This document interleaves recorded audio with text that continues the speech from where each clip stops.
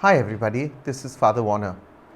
Today we celebrate the Feast of the Holy Innocents. The text is taken from Matthew chapter 2 verses 13 to 18.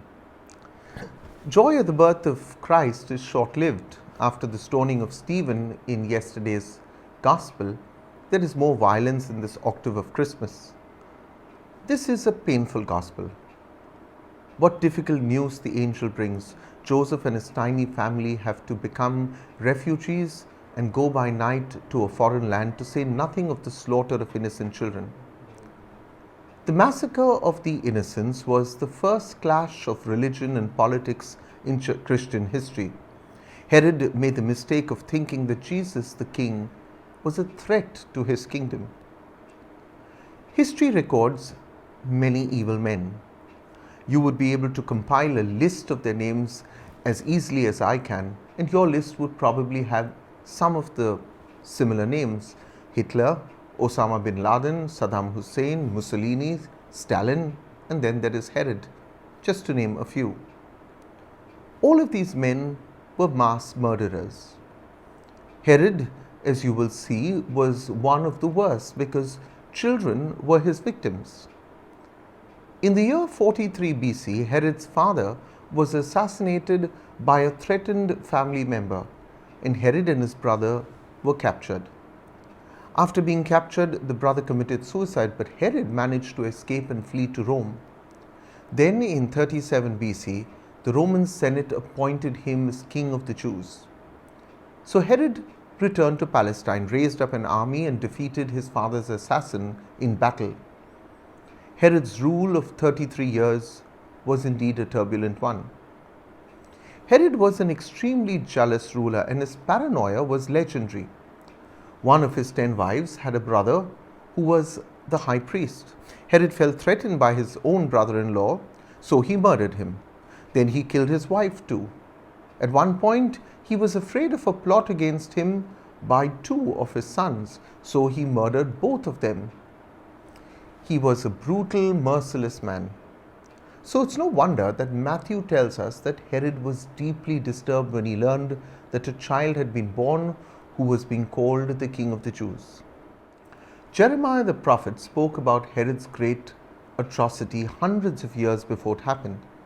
This is what the Lord says: "A voice is heard in Ramah, mourning and great weeping. Rachel weeping for her children and refusing to be comforted because her children are no more." Jeremiah chapter 31 verse 15. Bethlehem, therefore, was not the only target. Ramah is about as far north of Jerusalem as Bethlehem is south by about 25 miles.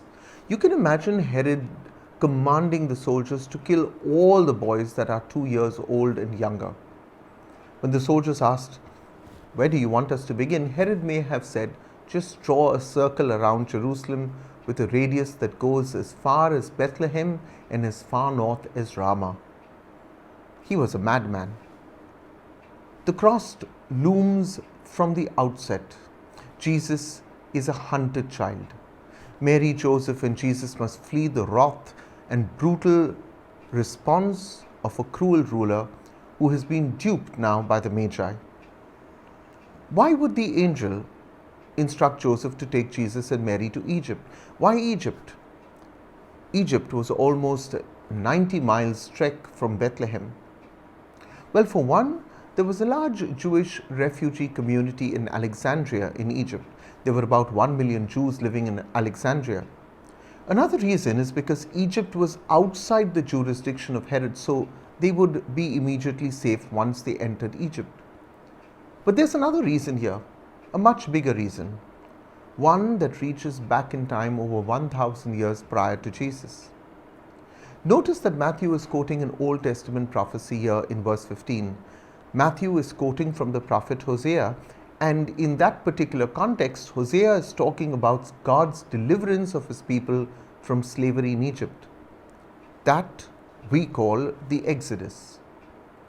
That was when the Israelites were in slavery in Egypt for 400 years, and they were led by Moses and miraculously delivered from the hands of the Egyptians at the Red Sea.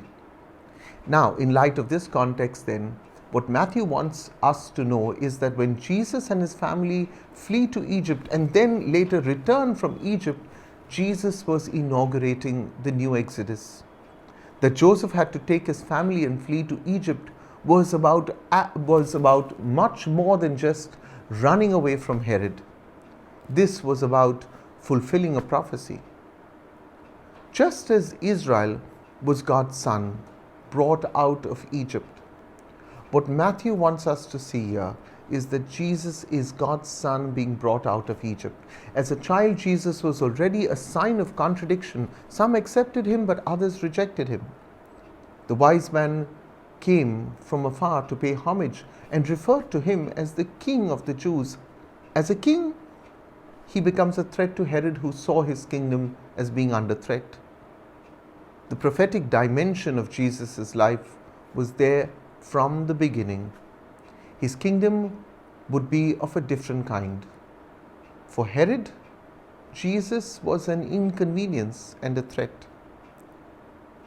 While it is heartbreaking to imagine the slaughter of these children, the holy innocents, our sense of pain for them can stir us now to do what we can for suffering children of our world. In this way, the hideous suffering of the innocents becomes an occasion of grace 2000 years on. I want to thank you for watching these videos. God bless you, and I do hope and pray that you are sharing these videos with your friends. Many of them give you even a great detail of historical background so that you can fully understand the text. Do share these videos and do subscribe to our channel. God bless you.